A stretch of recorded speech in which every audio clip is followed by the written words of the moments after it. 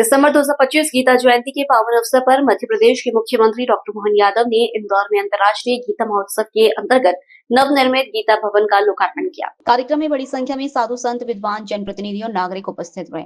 मुख्यमंत्री ने अपने संबोधन में कहा कि श्रीमद् भागवत गीता ऐसा अद्भुत और शाश्वत ग्रंथ है जो मनुष्य के जीवन के सभी प्रश्नों का समाधान स्वयं में समेटे हुए है।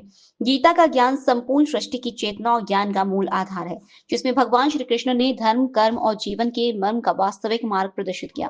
उन्होंने कहा कि योगीराज श्री कृष्ण ने अर्जुन को जो संदेश दिया वही आज भी मानवता के लिए सर्वोच्च प्रेरणा है। उन्होंने कहा कि कर्म योग, निष्काम कर्म और सर्वधर्म का पालन ही मनुष्य को मोक्ष और परम शांति की ओर ले जाता है। लौकिक जीवन के संघर्षों में रहते हुए भी कर्तव्य का पालन ही सच्चा धर्म है। यही संदेश विश्व समुदाय को भगवान श्री कृष्ण ने दिया। मुख्यमंत्री ने कहा कि इंदौर में बना नया गीता भवन आध्यात्मिक अध्ययन, शोध और चिंतन का महत्वपूर्ण केंद्र बनेगा, जिससे युवाओं में गीता ज्ञान का प्रसार होगा और समाज में नैतिकता, कर्तव्य भाव और आध्यात्मिकता की नई ऊर्जा बढ़ेगी। बोले गोपाल कृष्ण भगवान की। आज के इस कार्यक्रम में गीता जयंती और अंतर्राष्ट्रीय स्तर पर श्रीमद् भागवत गीता के लिए आज का दिन एक अलग प्रकार से दुनिया मना रही है। हमारी सरकार भी इसमें गत वर्ष से जुड़ी और गत वर्ष के बाद ये दूसरा वर्ष है। ये अद्भुत आज का दिन है। दो गोपाल मंदिर, एक उज्जैन का गोपाल मंदिर और एक इंदौर का ये राजवाड़े के पास का गोपाल मंदिर, दोनों का अपना गौरवशाली अतीत। ये मंदिर स्वर्गीय यशवंतराव सिंधिया जी की धर्मपत्नी श्रीमती कृष्णाबाई ने इसका निर्माण कराया 1832 में। और भानपुरा के बाद जब इंदौर राजधानी बनी और इंदौर राजधानी में यशवंतराव जी के पराक्रम से होलकर साम्राज्य ने अपनी पूरे भारतवर्ष में पहचान बनाई।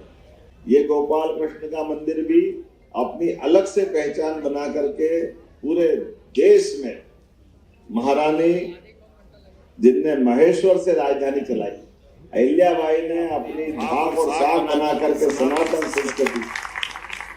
गया जी में हम जब तर्पण करने जाते हैं तो वो विष्णुपद मंदिर भी अगर पुनर्स्थापित करने का काम किया है तो इंदौर के मालवा के लोगों ने अहिल्या महारानी के माध्यम से किया है। हमें इस बात का आनंद, इसका गौरव है। और ये समानता है गोपाल कृष्ण के मंदिर इन राजवंशों की स्थान पर क्यों बने। भगवान कृष्ण का जीवन भी बाल्यकाल से उनके जीवन में उन्होंने लोगों को संगठित करते हुए अपने बाल लीलाओं के माध्यम से हम भक्ति भाव से आनंद से देखते हैं, लेकिन अन्याय के खिलाफ लड़ने के लिए हमारी अपनी बाल मंडलियों के माध्यम से ही महिला पुरुष को एकत्रित करते हुए जो अपने गोकुल वृंदावन से अन्याय का विरोध करने का प्रारंभ किया, वो महाभारत में विराट व्यक्तित्व के रूप में भगवान कृष्ण का एक अलग रूप दिखाई देता। उसका भी हमको आनंद है और वो भी गर्व है। आज के इस दौर में हमारा एक होनहार विद्यार्थी जो आए तो शिष्य बन करके, लेकिन 64 कला, 14 विद्या, चारों वेद, सारे उपनिषद, पुराण सब में निष्णात होकर के शिक्षा केवल अक्षर ज्ञान के लिए नहीं, अक्षर ज्ञान के साथ साथ उसको समाहित करते हुए अपने जीवन के साथ जीने की जिनने कला सिखाई, और वो उस घनघोर भीषण महाभारत के युद्ध में भी अपने मुखारविंद से एक मोह माया में फंसे द्वंद्व के माध्यम से, अर्जुन के माध्यम से दुनिया को पवित्र ग्रंथ देने का प्रयास किया। वो पवित्र गीता की जयंती की बधाई देना चाहता हूँ। आज का दिन उस कारण से अमर। पवित्र गीता के 18 अध्याय में वो सारे हमारे उलझे सुलझे प्रश्नों के उत्तर है। उसमें विज्ञान भी है, हमारे लिए इतिहास भी है। जैसे हमारी ये हवा का रूप, हवा आंखों से दिखाई नहीं देती लेकिन एहसास कराता। तो पहला रूप तो वैसा था कि उसको समझ में ही नहीं आया अर्जुन को कि ये क्या दिखा रहा हो, क्या देखूं क्या नहीं देखूं। उससे भयाक्रांत होकर के जब उनने विनती की कि ये भगवान रूप आप तो अपना जो है उसी को बड़ा करके दिखाओ, तो अपने भक्तों पे भगवान कैसी कृपा करते हैं ये हमारा 11वां अध्याय बताता है कि उनने उस रूप को समेटा और वही अपना विश्व दर्शन रूप अलग प्रकार से दिखाया, जिसको आज भगवान का वो विराट रूप दुनिया याद करती कि जब कौरव के महारथी दौड़ते हुए उनके मुंह में प्रवेश कर रहे हैं, उस विकराल रूप से चारों तरफ से जो उनका अपना स्वरूप बना वो वाकई अद्भुत था।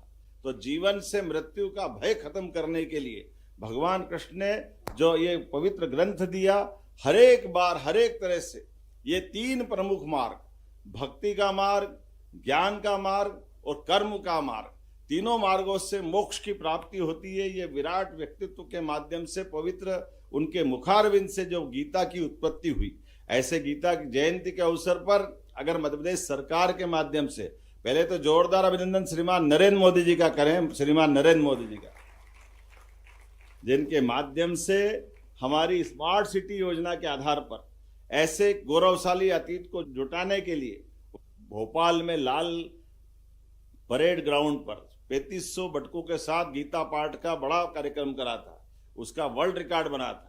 एक दूसरा रिकॉर्ड बनाया, आज 3 लाख से ज्यादा गीता पाठी बच्चों ने पूरे प्रदेश के अंदर जोरदार अभिनंदन करे, अलग अलग श्रेणी के आधार पर पंजीयन भी जिनका हुआ 5,84,000 और वेबसाइट विजिट की 12,79,210, कक्षा 6 से 8, 9 से 12, दिव्यांग, सामान्य और कारावास के बंदी तक को सबको मौका दिया।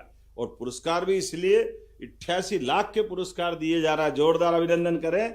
अलग अलग प्रकार के 9 से 12 वाले 18 के पुरस्कार, दिव्यांग के 6 पुरस्कार, सामान्य के 22 पुरस्कार और कारावास में निरुद्ध बंदियों के लिए 30। नगद राशि जो 2 पुरस्कार दिए जा रहा है दोनों स्कूल वर्ग के लिए, वो 1-1 लाख के पुरस्कार है, जोरदार अभिनंदन करें इस माध्यम से। नगद पुरस्कार एक जो 51,000 राशि का है। आज के इस अवसर पर महाग्रंथ गीता संकट में बल, संघर्ष में आत्मबल, उलझन में सारथी है और अंधकार में अटल साथी। मन को स्थिर करे, मार्ग प्रकाशित करे, कर्तव्य का बोध कराए, ऐसी भगवत गीता को सत प्रणाम, बहुत बहुत धन्यवाद। मोक्षदा एकादशी और गीता जयंती की हार्दिक शुभकामनाएं। बोले गोपाल कृष्ण भगवान की।